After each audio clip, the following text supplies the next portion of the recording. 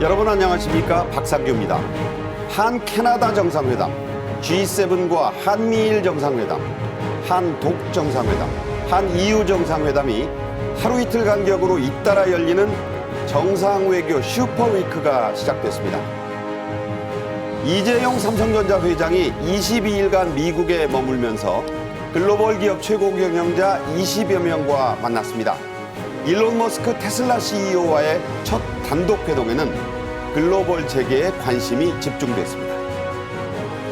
전세 사기에 절망한 30대 여성이 또 안타까운 극단적 선택을 했습니다. 여야가 오는 25일 관련 특별법을 추진하기로 하면서 피해자 지원 법안 제정에 속도가 붙고 있습니다. 최양호 기업정책연구원장, 최진영 변호사와 함께하겠습니다. 어서 오십시오. 네, 반갑습니다. 네. 저스틴 트리도, 프랑스어로는 쥐스땡 트리도라고 하죠. 캐나다 총리가 17일 우리나라를 찾습니다. 부자 총리, 미남 총리, 시진핑을 뒤흔들어 놓은 남자. 한마디로 스타 정치인이죠.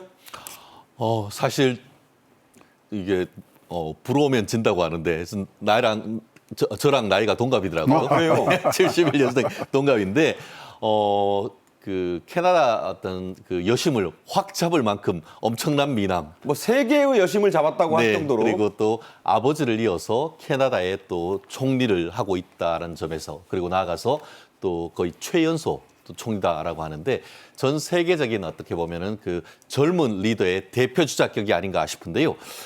지금 그 한국과 캐나다의 그 수교 60주년 기념으로 해서 한국에 오시는데, 이번 또 캐나다와 한국이 새로운 어떤 그 외교를 한 단계 업그레이드 되는데 어떤 결정적인 미팅을 했으면 하는 바람입니다.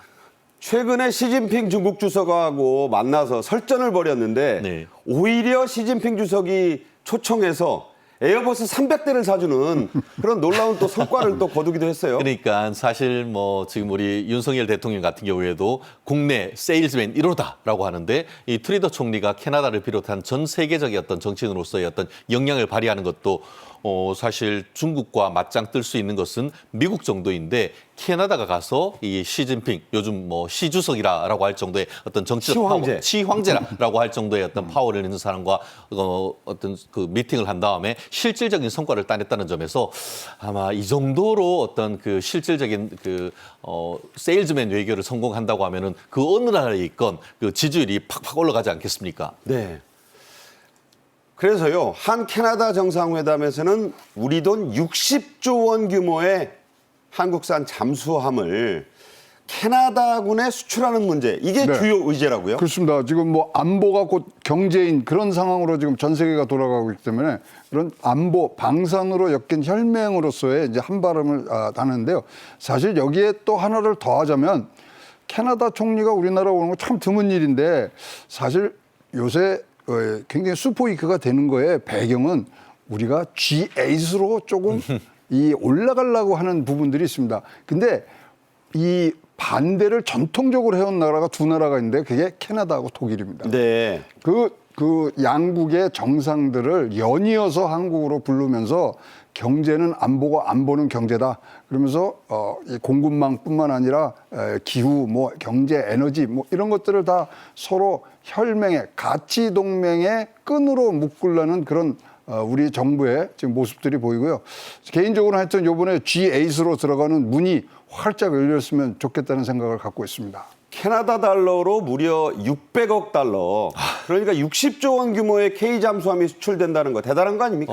그렇습니다. 한국의 K 방산이 유럽을 넘어서 이제는 북미 대륙까지 진출한다라는 점에서 엄청난 지금 성과가 아닌가 싶은데요. 지금 뭐 그 폴란드 같은 경우에는 전차라든가 어떻게 보면 장갑차 이런 부분으로 갔다가 이제는 바닷속에 있는 잠수함까지 지금 그 나간다라는 점에서 K 방산이 지상, 공중, 바다까지 어떻게 보면 전방위적으로 세계적으로 뻗어나가는 데 있어서 결국 신수종 사업, 21세기의 대한민국을 끌어가는 새로운 어떤 산업을 만들어간다는 점에서 특별한 의미가 있는 것 같습니다. 네. 말씀드린 대로 이번 주부터는요, 수요일에 한 캐나다 정상회담, 그리고 21일부터 시작되는 히로시마의 G7, 이 자리에서 이루어질 한미일 정상회담, 한독 정상회담, 그리고 한EU, 정상회담. 이게 이제 EU 집행위원장이 서울에 와서 윤 대통령을 만나는 그런 일정이 계속 펼쳐집니다. 자, 이 가운데요. 슈퍼위크의 하이라이트는 역시 오는 19일부터 21일까지 일본 히로시마에서 열리게 될 G7 정상회의입니다. 한미일 정상회담도 별도로 이때 이루어지는데요. 관련 영상부터 보고 얘기 나눠보겠습니다. 윤 대통령의 G7 정상회의 참석은 우리 정상의 역대 4번째 참석으로서 윤 대통령은 다양한 글로벌 의제를 주제로 한 확대 회의에 참석해서 발언을 할 예정입니다. 식량, 보건, 기후, 에너지, 개발 등의 주제에 관해 논의하고 올해 의장국이 중점 주제로 제기한 법치에 기반한 국제 질서 그리고 신흥 개도국에 대한 관여 정책에 대해서도 자유 토론이 이루어질 예정입니다. 네, 방금 김태호 안보실 1차장의 브리핑처럼 윤 대통령이 G7 확대 회의에 참석해서 메시지를 내놓을 것으로 보이는데 자, 어떤 발언, 어떤 논의를 할 건지 지금 나와 있는 게 있죠? 현실적으로 결국 대한민국의 안보를 튼튼히 하고 경제를 살찌울 수 있는 방법이 뭔가 이것을 지금 G7 회의 확대 회의에 가서 윤석열 대통령께서 얘기를 하실 것 같은데요. 말씀드린 것처럼 G7은 어떤 겁니까? 우리 전 지구적으로 가장 잘 살고 있는 서방 7개국 국가 아니겠습니까? 그와 어깨를 나란히 할 수 있다는 것 자체가 이제 참 저희가 대한민국 국민으로서 자랑스러운데 G8 거기에 한번 들어가려고 하면은 나름대로 G7 국가에 대해서도 러브콜을 좀 보내야 되지 않을까 싶은데요. 그렇죠. 결국 전 어떤 서방에 있어서의 어떤 가치를 공유한다라는 부분을 윤석열 대통령께서 얘기를 하고 그 가치를 공유하는 바탕으로 안보와 경제를 협력할 수 있는 방법에 대해서 어떻게 보면은 실질적인 이의를 가지고 오려고 하는 것 같은데 실제 지금 가셔가지고 확대 정상회담을 통해서 그와 같은 것을 얘기를 하고 특히 이제 또 한미일 정상회담 이걸 통해 가지고 대북 메시지 명확하게 보낼 것으로 지금 예측하고 있습니다. 네. 윤 대통령은 또 기시다 일본 총리와 함께 기시다 총리의 지역구인 히로시마에 있는 한국인 원폭 피해자 위령비를 찾아 함께 참배할 예정입니다. 관련 영상 보고 얘기 이어가겠습니다. 한편 윤 대통령은 지난 5월 7일 한일 정상회담 공동 기자회견에서 발표한 대로 이번 G7 회의 참가 계기에 기시다 후미오 일본 총리와 함께 히로시마 평화공원 내에 위치한 한국인 원폭 희생자 위령비를 방문하여 참배할 예정입니다. 또한 윤 대통령은 조셉 바이든 미국 대통령 그리고 기시다 후미오 일본 총리와 한미일 정상회의를 개최할 예정입니다. 이외에 여타 G7 정상회의 주요 참석국들과의 별도 양자회담도 추진 중입니다. 1945년 8월 리틀보이라 불리는 미군의 원자 폭탄이 히로시마에 떨어졌을 때 당시에 히로시마 시민 20여만 명이 사망했습니다. 그 가운데 10%가 한국인이었어요. 두 정상이 히로시마 평화공원 안에 있는 이 한국인 원폭 희생자 위령비를 공동 참배하는 것 상상할 수도 없는 일이다라고 민단 간부가 밝혔었는데 어떤 의미가 있습니까? 이제 규범 기반된 국제 질서를 형성하는 데 있어서 국제사회가 기대하는 어떤 역할과 이 전체의 책임을 다하겠다는 뜻이 지금 양국 정상들의 내부적인 마음에는 있는 것 같고요. 이래서 이제 앞으로 우리가 나아가는 새로운 미래를 만드는 그러한 기반을 만들기 위해서 지금 굉장히 두 분이 노력하고 있고 여기서부터 새로운 우리 한일 관계 그리고 새로운 태평양 아시아 지역의 평화 이런 것들의 상징적인 모습이 되는 것으로 보여지고 있습니다. 네. 자, 여기서 한 인물이 등장합니다. 야구 좋아하시는 분들에게는요, 기적 같은 우리의 자랑스러운 야구 선수입니다. 일본 이름으로는 하리모토 이사오. 하지만 장훈이라는 이름으로 더 알려진 제1동포 2세 전직 일본 프로야구의 스타 장훈 씨죠. 히로시마 생존 피폭자인데 한일 정상이 이 위령비를 함께 참배하기로 했다는 소식에 참으로 남다른 감회를 밝혔죠. 그렇습니다. 두 정상께 진심으로 감사하다 이렇게 얘기하는 것 같습니다. 실제로 그 벌써 참배하는 모습이 눈에 선하고 우리 가족도 모두 유영비에 간다라고 했는데요. 최근에 있어가지고 그 언론사의 인터뷰를 봤습니다. 그 꼬마라고 하는 리틀보이가 떨어질 때 그 떨어진 때부터 2km 안에 본인이 있었는데 네. 다른 누이 12살 난 누이는 그때 죽었어요. 돌아가셨는데 기적적으로 본인이 살았다라고 얘기를 하면서 이 위령비에도 거기에 본인의 가족들도 지금 묻혀 있는데 사실 민단에서 굉장히 지금까지 오랫동안 그 일본 정상들이 와서 참배하기를 그렇게 바랬지만 그렇게 오지 않다가 이번에 한국 대통령과 또 일본 그 총리가 함께 와서 참배하는 것 그 자체만으로 다른 말씀이 없다 하더라도 그 모습 자체만으로도 위로가 된다 이런 얘기를 하시는 것 같은데 아마 절하한다 하더라도 그런 가슴이 뭉클한 그런 끓어오르는 그런 감정을 주체하기 어려울 것 같습니다. 네. 자, 야구 좋아하시는 분들, 특히 좀 나이 드신 분들에게 장훈 선수 라디오 시절의 스타였고요. 만화의 주인공으로도 유명했습니다. 일본 오사카의 나니와 상고 시절부터 몸을 일으켜서 불멸의 기록들을 세운 제일동포 야구 선수 장훈 선수 어떤 인물입니까? 야, 뭐 3,085개의 안타와 504개의 홈런을 칩니다. 그리고 저거는 좀 일본 도쿄 자이언츠 시절의 그렇죠. 모습이죠. 그래서 이제 지금 자기의 누나가 히로시마 투하 원폭 때 돌아가고 그런 다음에 이제 이렇게 하면서 도에이 구단이라는 데를 가는데 당시에 도에이 구단에서 지금 미국 그 선수가 2명 있었는데 당시 규칙이 2사람 이상의 외국인 선수를 못 썼어요.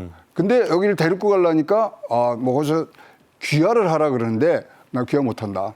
난 한국인으로서 계속 남아있겠다. 그런데 양자로 들어가라. 안 된다. 나는 그대로 이걸 하겠다. 그러면서 한국 국적을 유지하면서 전설로 굉장히 태어나는 부분들이 있는데요. 당시 이러한 것들을 봤을 때 어머니가 그렇게 한국 선수의 이 피를 굉장히 강조를 하시면서 야구 안 하면 안 하지 귀화는 못한다. 이러한 굉장히 애국심에 찬 어머니의 말씀에 잘 따랐던 걸로 보여지고요. 그러니까 장훈 선수 어머니가 어머니 저 너무 일본에서 한국인 조선인으로 야구 선수 하는 게 힘들어요. 예. 귀화하겠다 그랬더니 어머니 말씀이 야구 당장 그만두자. 이렇게 얘기했다는 그렇죠. 거예요. 조국 팔면서 야구하면 뭐하냐. 그게 아주 유명한 말이고요. 하여튼 요번에 이제 이렇게 같이 요번에 이제 위령비에 가는데 그러면서 우리 윤석열 대통령께도 굉장히 덕담을 했어요. 우리 대통령 참 멋있는 구석이 있다. 그리고 한반도에 진짜 사나이가 나왔다. 전 정권에서는 굉장히 일본과 관계가 안 좋았기 때문에 제1교포들이 굉장히 괴로웠다. 뭐 이런 얘기들을 지금 하는 걸로 봐서 일본과 한국을 다 마음속으로 아끼고 두 나라가 잘 되기를 바라는 그런 한 분 중에 한 사람이라고 보여집니다. 온갖 탄압을 무릅쓰고 일본 프로야구에서 성공을 해서 최근까지도 몇몇 기록이 안 깨졌었다가 이제 최근 선수들에 의해서 몇 개가 경신이 됐고 그렇지만 유일의 3,000안타, 수위타자 7번 그야말로 어려운 기록을 다 이뤄낸 올해 나이 83살의 자랑스러운 한국인입니다. 이 장훈 선수 5살 때 히로시마에 투하된 원폭에서 살아남은 생존 피폭자이기도 한데 이번 한일 정상회담 이 만남에 대해서 이런 의미 있는 조언을 하기도 했습니다. 어떤 조언이죠? 언제까지 우리가 그 사과만 요청할 것인가 이런 얘기를 하시면서 이제는 우리도 프라이드, 자신감을 가지고 일본과 대등하게 손을 잡고 이웃 나라로 가야 한다 이런 얘기를 했고요. 또 재미있는 말씀도 하셨습니다. 윤 대통령은 좀 멋진 구석이 있다. 반도의 진짜 사나이다 이런 얘기를 했는데 남자로서 어떤 그 윤석열 대통령의 느끼는 그런 사나이로서의 어떤 우정 이런 것을 느끼는 것 같은데요. 실제 이분 같은 경우에는 한일 관계가 이제는 어떤 피해자와 가해자 이런 관계를 넘어서 이제 대등한 관계로 간다. 그렇다고 하면은 대등한 관계면은 뭘 이제 계속 사과해라고 하느냐라는 그런 프레임을 뛰어넘자. 그러니까 사과도 있고 또 하나는 대한민국이 세계 6위 수출 대국인데 그렇죠. 자꾸 돈 내라. 보기만 그렇죠. 하면 일본 사람 보고 오히려 돈 내라는 건 좀 창피하다. 그러면서 결국 다른 사람보다 이 일본에 있으면서 핵폭탄 때문에 온 가족이 많은 분들이 돌아가셨는 피해자인데 이제는 그 피해자인 직접 주체인 사람이 일본과의 관계에서 지금까지 어떤 식민지와 피식민지 이 관계를 뛰어넘자라고 직접 목소리를 낸다는 점에서 굉장히 어떤 프레임을 전환할 수 있는 특별한 메시지가 아닌가 저는 그렇게 생각을 합니다. 네. 아마 이 히로시마 공원에 한일 정상이 갈 때 이 장훈 씨가 나타나지 않을까. 좀 뭐 아무 정보가 없습니다만 그런 생각도 좀 해봅니다. 자, 다음 주제인데요. 지난 10일로 취임 1주년을 맞은 윤 대통령이 1년간 각종 연설문에서 어떤 단어를 가장 많이 썼느냐 이것을 좀 분석을 해봤습니다. 가장 많이 사용된 언어 뭐였습니까? 경제라고 되는데요. 뭐 또 아주 세세하게 이제 분석한 데서 보면 제일 많이 나온 게 자유, 국민, 그리고 뭐 정보, 경제 이렇게 나왔는데요. 사실 보시면 취임 초기에는 대개 민생 경제 분야에 대해 굉장히 많은 말씀을 하셨고요. 그러다가 6개월 후에는 정책 쪽으로 넘어간다면 최근에는 외교 쪽으로 굉장히 말씀하시는 부분들이 있어서 쭉 지나온 것들을 보면 자, 정권을 시작할 때 굉장히 경제가 어려웠거든요. 그것을 이겨내고 정책적으로 새로운 그런 이 정책의 변화 그리고 최근에는 세일즈맨 1호로서의 외교 성과 이런 것들이 줄줄이 1년 동안 나오는 그러한 부분들의 단어 사용의 빈도였다고 보여집니다. 네. 지금 최 원장 말씀하신 대로 지난 1년간 코로나와 침체, 경기 침체요, 고물가, 고금리 등 그야말로 복합 위기를 겪으면서 이 경제 회복이 최우선이었다는 점을 이 연설문 단어 분석으로도 엿볼 수가 있습니다. 대한민국 1호 영업사원을 자처한 대통령답게 윤 대통령은 경제 살리기에 앞서 전 세계를 돌아다니면서 이 세일즈 외교에 특히 힘을 기울였는데요. 지난 1년간 윤 대통령이 순방한 거리를 합쳐보니까 이게 얼마나 됐다고요? 지구 2바퀴 반, 지구 한 바퀴가 4만 킬로니까 1년 동안 10만 킬로 가까운 거리를 날아다녔다 이렇게 얘기를 하는데요. 그럼 그냥 날아다녔나? 갔다 와서 손에 쥐고 온 게 뭔가 했더니만 약 90조 달러로 했을 때는 한 658억 5천만 달러. 어마어마한 돈이 되는 것 같은데요. 668.5억 달러로 예. 다시 공식적으로 나왔네요. 예, 그러니까 이게 우리나라 돈으로 하면은 정확하게 89조 743억 달러, 3억 원 이렇게 거의 되는 것이죠. 90조 원. 그렇죠. 거의 약 90억 원인데 본인 스스로가 이제 대한민국 1호 영업사원으로 뛸 테니까 기업인들도 열심히 뛰어달라라고 했는데 몸속을 실천했고 실질적으로 보면은 아랍에미리트에서 이게 보면 빈 살만 한국에 그 방문을 했을 때 300억 달러 투자 유치 협력을 했었는데요. 결국 지난번에 이제 미국에 갔을 때도 넷플릭스로부터도 한 30억 불 이 투자 유치를 했었는데 네. 아마 이번에 가셔서는 또 어떤 그 성적표를 들고 올지 모르겠습니다만 한마디로 국내에서는 정치가 문제다라고 하고 있습니다만 마치 빌 클린턴 미국 대통령이 바보야 문제는 경제라고 했듯이 지금 현재의 어떤 민생 경제 이 부분에 대해서 대통령이 세일즈 외교를 열심히 하고 있는 그런 모습을 볼 수 있는 것 같습니다. 네. 윤석열 대통령의 국빈 방미가 끝난 뒤에도 미국에 3주 정도 남는다 한 사람이 있었죠. 바로 이재용 삼성전자 회장인데 22일간 더 미국에 머물렀는데 이게 이 회장이 해외 출장 간 최장 기록이라고 합니다. 이 회장은 정보통신기술과 바이오 분야의 주요 인사 20여 명 쟁쟁한 CEO들을 만난 것으로 알려졌습니다. 영상으로 보시겠습니다.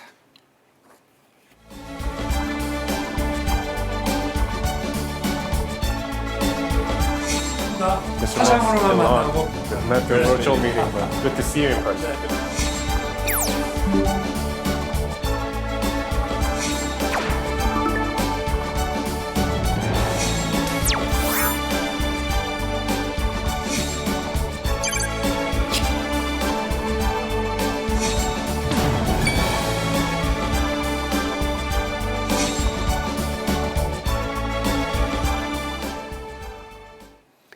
지금 보신 대로 이재용 회장은 일론 머스크 테슬라 CEO를 그전에 여러 사람과 함께 만난 적은 있어요. 하지만 처음으로 단독 회동을 이번에 한 겁니다.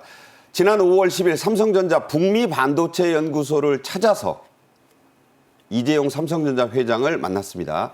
이 두 사람 어떤 그 의미 있는 회동을 한 건가요? 그렇습니다. 사실 그 삼성 같은 경우에는 뭐 크게 봤을 때의 바이오 산업과 이 전자 이렇게 나가는데 전자에 있어서 어떻게 보면 전 세계 가장 부자라고 할 수 있는 테슬라, 전장, 자동차 이런 부분과 크게 맞닿는데 미래의 자동차의 핵심은 뭐 엔진 이런 것보다는 오히려 반도체, 컴퓨터 아니겠습니까? 네. 두 어떻게 보면 전 세계 두 대표적 기업이 만난다라는 점에 그 자체로서 상당히 의미가 깊은 것인데 만나기로 했는데 어디서 만나느냐?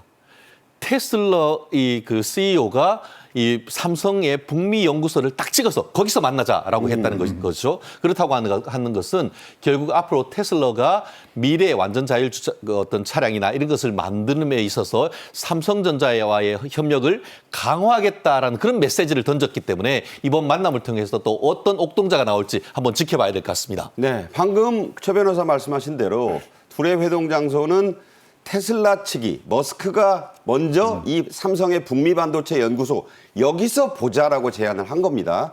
실제로 테슬라 경영진은 삼성전자의 반도체 기술과 이 첨단 제품들을 꼼꼼하게 살펴봤다고 하죠. 네, 여기가 이제 미국 반도체 이제 뭐 법인이 있는 본사인데요. 1983년도에 지어져서 지금까지 내려오고 있고요. 여기 가보시면요, 재미난 게 그 회사의 연구소 모습이요. 세라믹을 적층한 3단을 한 것처럼 돼 있어요. 저렇게 생겼다는 거예요. 예. 네. 그래서 거기서 이제 보시면은 여기서 64K도 만들고 계속 진짜로 우리 반도체 어떤 변곡점들을 만들어낸 건데요. 이재용 회장과 머스크 회장이 지금 접점이 뭐냐면 세상에 없는 기술을 만들겠다는데 둘이 어떤 방향성이 똑같아진 거죠. 네. 그렇다면 삼성전자 북미 반도체 연구소 거기 있는데 거기도 지금 인원이 한 1,200명 됩니다. 거기서 뭘 만드는지 한번 봐야 되겠다. 근데 저는 이 얘기를 들었을 때 옛날에 이 미국에서 이병철 회장을 누가 만나러 왔냐면 애플의 그 창업자가 누구죠? 스티브 잡스. 네, 스티브 잡스가 사망한? 만나러 와서 네네. 반도체를 공급해달라고 한 게 1987년도거든요. 그때가 딱 생각나는 거예요. 36년 전에는 예. 이병철과 이제 스티브 잡스가 만났다. 여기서는 일론 머스크와 이재용의 만남. 진짜로 이것은 변곡점을 만들었던 그런 미팅들이거든요. 네네. 그런 생각이 나면서 야, 이거는 진짜로 새로운 진짜 세상에 없는 기술을 만들기 위해서 두 사람이 의기투합했다. 이런 생각을 갖는 그런 아주 진짜로 반도체 영역을 넓히는데 굉장히 큰 그런 기회가 됐다고 보여집니다. 저는 이 말씀을 들으면서 영어에 그 에포크 메이킹이라는 게 있어요. 시대를 만드는 이라는 단어인데 바로 그런 만남이 이병철 잡스 회동에 이어서 이루어진 게 아닌가 이런 의미를 좀 느껴봤습니다. 이 두 사람 그러니까 일론 머스크와 이재용 회장의 만남은 삼성전자와 테슬라 간의 반도체 협력, 특히 테슬라의 완전 자율주행 전기차의 반도체를 삼성이 만든다. 이런 의미가 있는 거죠? 그렇습니다. FSD라고 하죠. 그 풀 오토 드라이빙 이렇게 되는데 실질적으로 테슬라에서 나오는 자동차는 미국 같은 경우에는 사실상 거의 완전 자율주행에 가까운 그 기능을 하고 있는데 그 핵심 부품이 삼성에서 지금 만들었다는 것이죠. 근데 다만 지금 테슬라 같은 경우에는 대만에 있는 이게 TSMC 그리고 또 삼성과 이렇게 둘 다 이렇게 같이 하고 있습니다만 삼성 같은 경우에 미래에 대한 비전에 있어가지고 이른바 파운드리라고 할 수 있는 이 비메모리 부분에 대한 세계 1위에 대한 비전을 가지고 있지 않습니까? 결국 그렇게 하기 위해서는 수요가 필요한데 테슬라의 이와 같은 그 반도체를 개발해서 공급을 하게 될 경우에는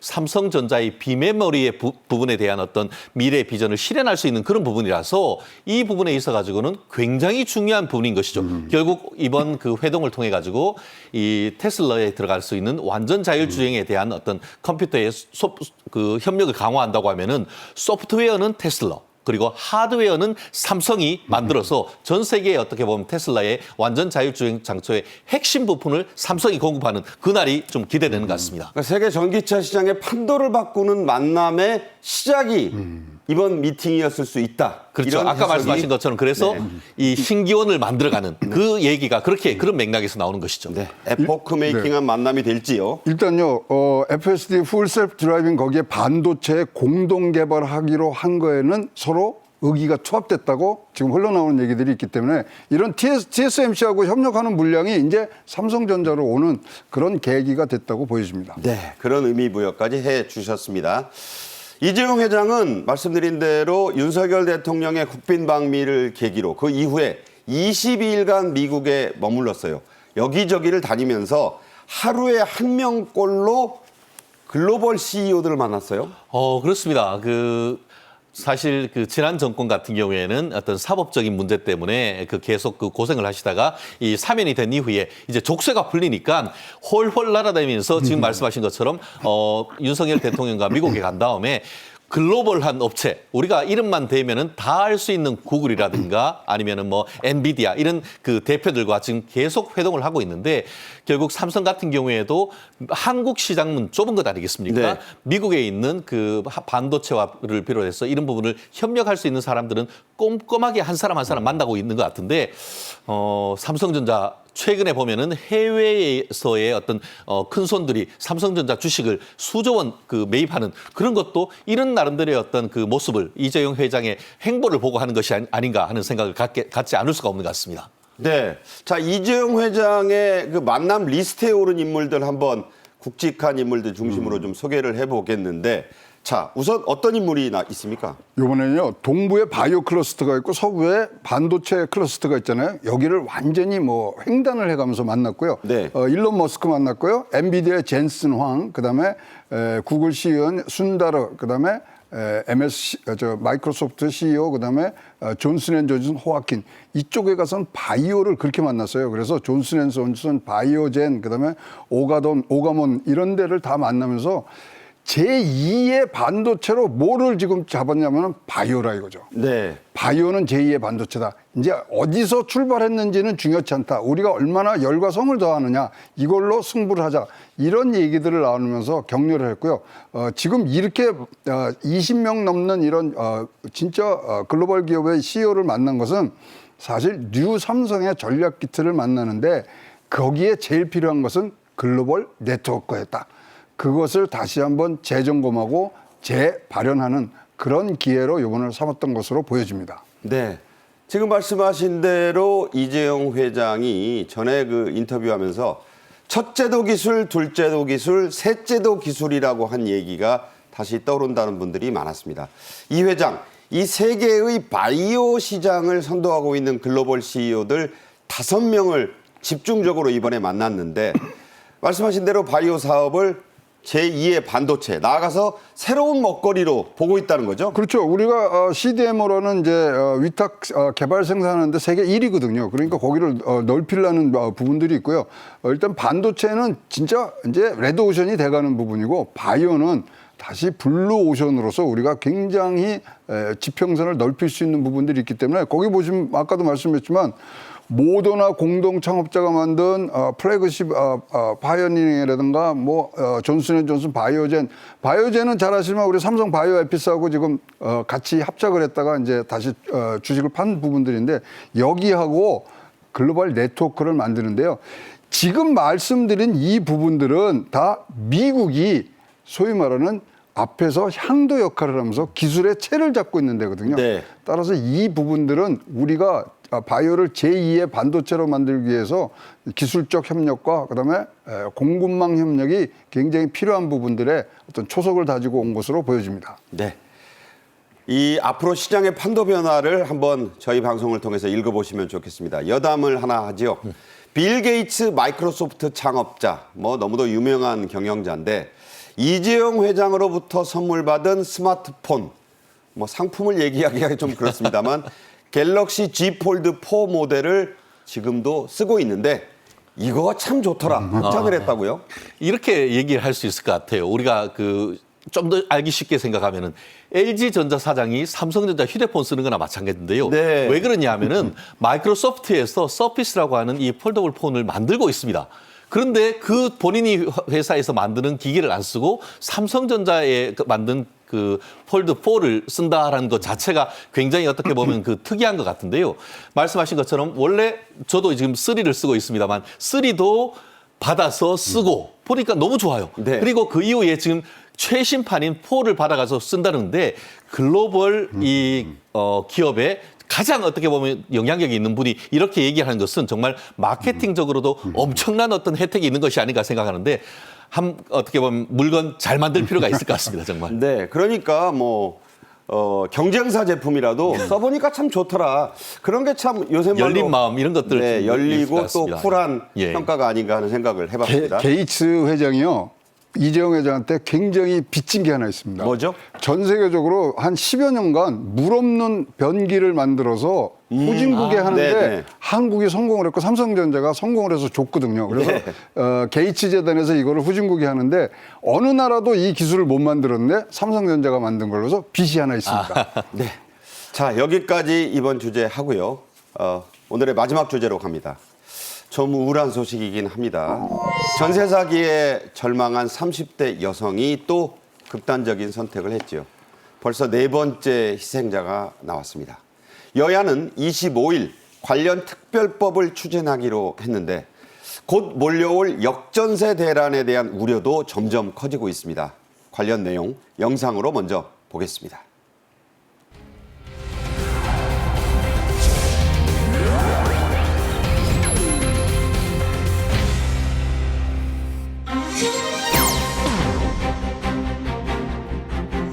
그 후폭풍으로서 시차를 두고 4년 전, 2년 전에 그때의 부동산 그 시장의 이 민폐가 지금 터지고 있는 거거든요.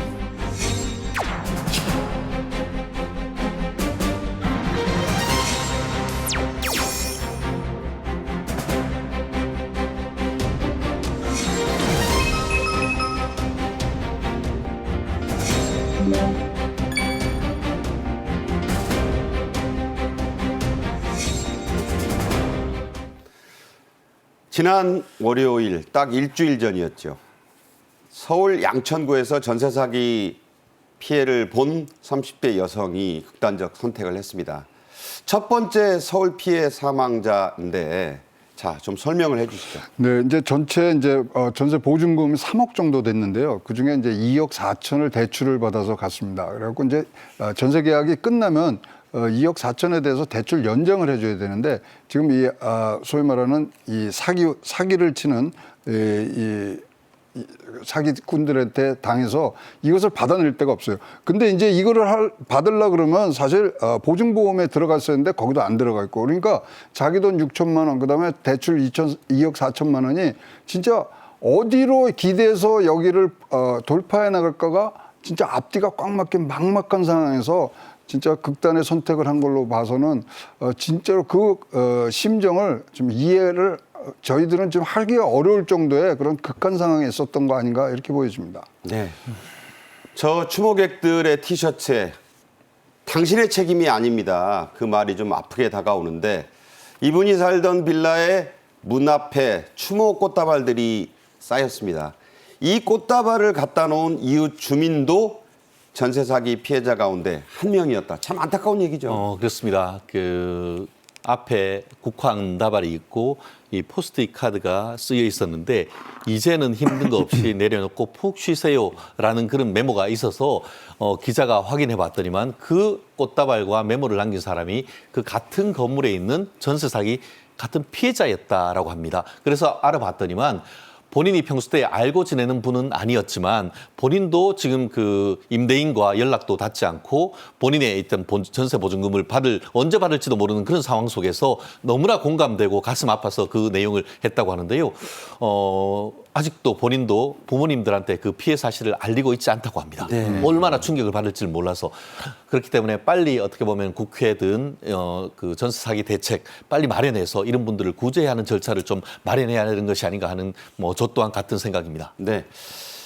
최 변호사께 한번 또 다시 여쭐게요. 인천의 전세 사기 주범인 이른바 건축왕 이 사람과 그 일당 18명에게 경찰이 범죄단체 조직죄 이 범단이라고 하죠. 이걸 적용을 했습니다. 처음으로 이 혐의가 적용된 건데 자 왜 이걸 적용했다고 보십니까? 그렇습니다. 말 그대로 범죄를 하기 위한 목적으로 단체를 조직했을 때에 엄하게 처벌하는 것이 범죄단체 조직죄고 그게 특정범죄 가중처벌법상에 있는 것인데 이것은 원래 최초에는 쉽게 말하면 조직폭력배, 조폭을 단속하기 위한 것이었죠. 그런데 최초의 어떤 입법에 나아가서 이번 같은 경우에도 이게 그 바지 사장을 안 치고 공인중개사도 앞에 안 치고 또 자금 관리책을 둬서 범죄를 꾸리기 위해서 사기를 하기 위해서 나름대로 직책과 어떻게 보면 역할을 분담하는 조직을 만들었던 것이죠. 네네. 그러다 보니까 단순히 사기죄만으로 처벌해가지고는 그 처벌 수위가 생각보다 낮을 수 있다 보니까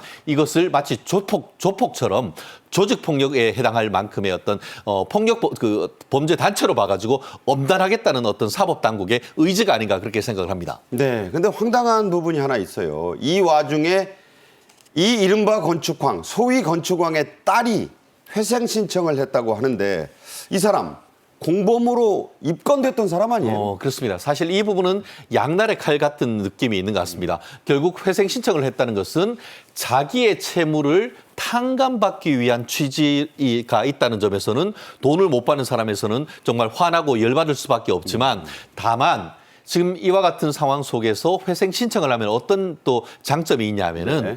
지금 진행되고 있는 소송이라든가 경매 절차 이런 부분들이 그 회생 절차가 끝날 때까지 정지가 됩니다. 아하. 그러다 보니까 현재 살고 계시는 전세 피해자들이 그 회생 절차가 진행되는 동안에는 그 집에서 일상생활을 할 수 있다는 그런 나름대로의 어떤 간접적인 효과도 있습니다. 네. 그렇기 때문에 이 절차가 어떻게 진행되는지 다만 회생 절차가 끝나면은 그 회생 절차 결과에 따라 또 경매나 이런 것들이 진행될 수밖에 없기 때문에 이에 대한 어떤 나름대로의 대책도 지금 필요한 것이 아닌가 생각합니다.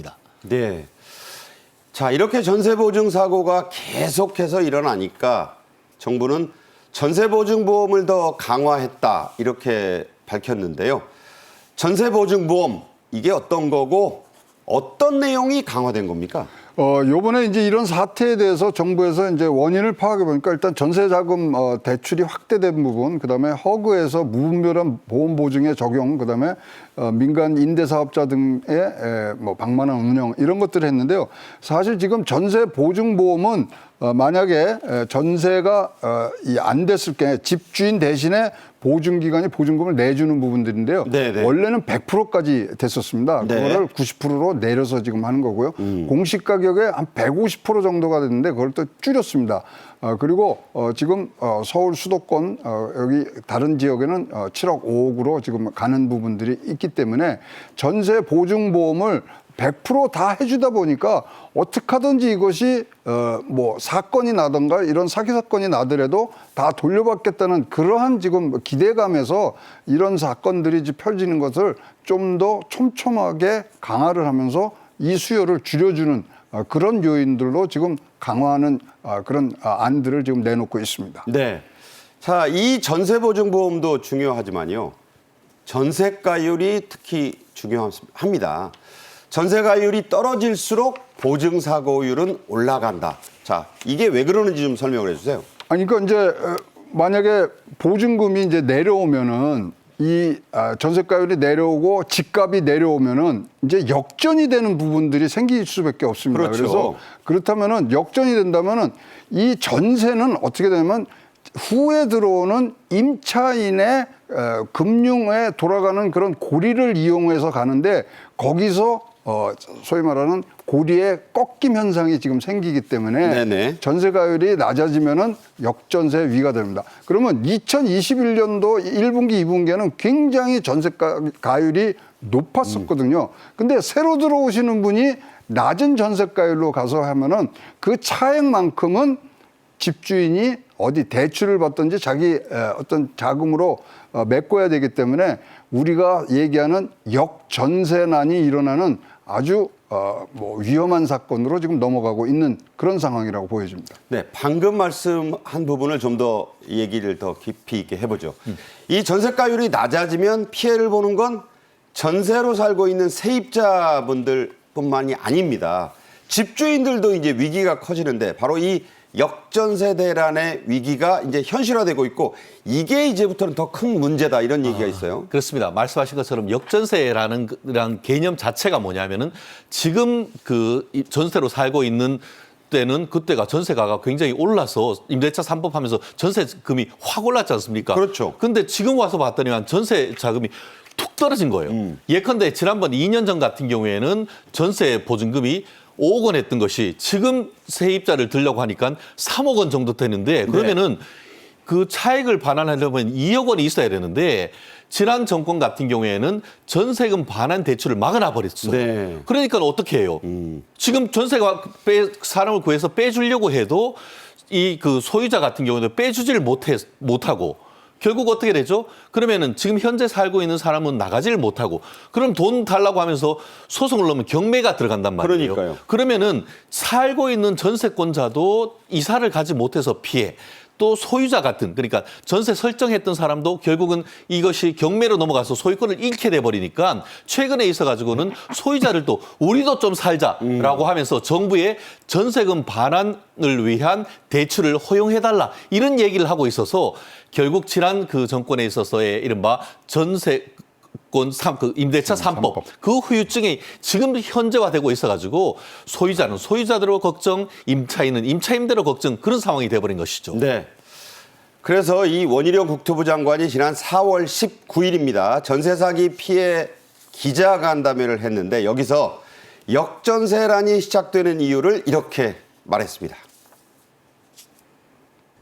계약기 4년 전 또는 2년 전내 전세 계약이 그것도 가격이 가장 급등하고 무자본 갭 투자가 가장 성행하던 시기에 이루어진 부분들이 지금 어떤 그 후폭풍으로서 시차를 두고 4년 전, 2년 전에 그때의 부동산 그 시장의 이 민폐가 지금 터지고 있는 거거든요.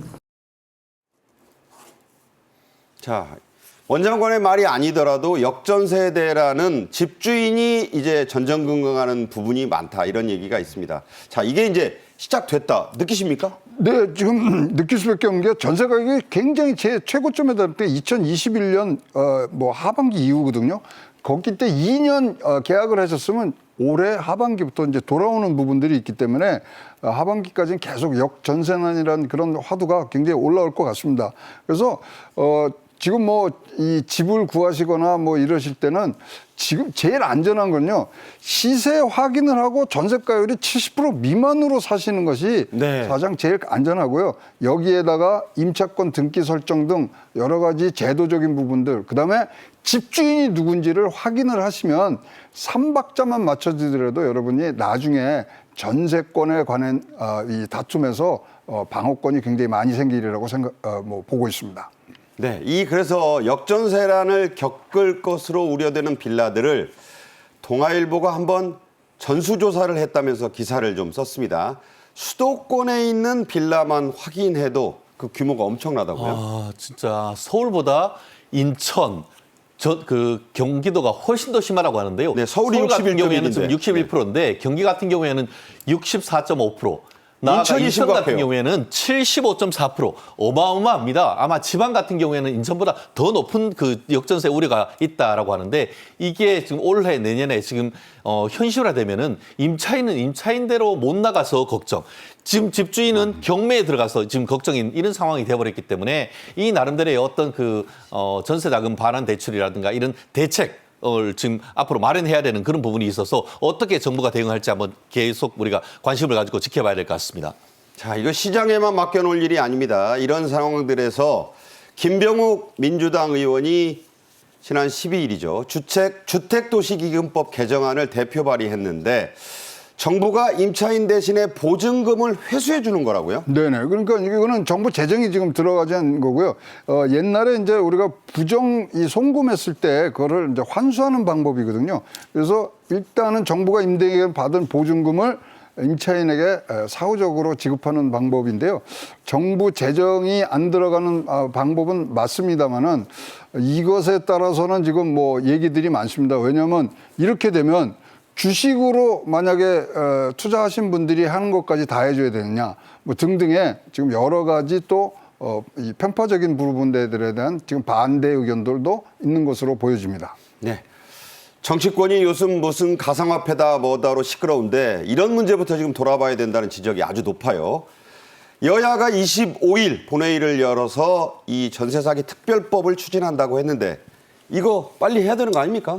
정말 그 여야 낸 그 안 자체가 좀 상당히 다르다 보니까 야당 같은 경우에는 어떻게든 대신 피해를 국가가 보장해 준 다음에 그 국가가 구상권 행사하는 식으로 하자라는 반면에 여당 같은 경우에는 사기 피해는 개인적인 어떤 거래 관계에 있는 것 아니냐. 그거를 국가가 지원을 해줄 경우에는 이것이 앞으로 예컨대 뭐 보이스피싱이나 이런 부분도 다 지원해야 되는 것 아니냐. 그런 논란이 있기 때문에 현재 어떤 식으로 여야가 합의가 될지는 잘 모르겠습니다. 그렇지만 빨리 어떻게 보면은 합의를 정신을 발휘해서 제3의 대안을 만들어서 이 급한 사람들이라도 급한 불이라도 끌 수 있도록 재산보다 생명이 더 중요한 건 아니겠습니까? 빨리 대책이 필요한 것 같습니다. 네.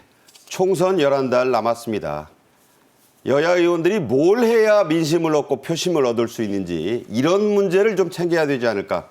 그런 말씀으로 오늘 방송을 줄이겠습니다. 최양호 기업정책연구원장, 최진영 변호사와 함께 했습니다. 감사합니다. 네. 오늘 저희 생방송 정책인 이슈가 준비한 소식은 여기까지입니다. 시청해 주신 여러분 감사합니다.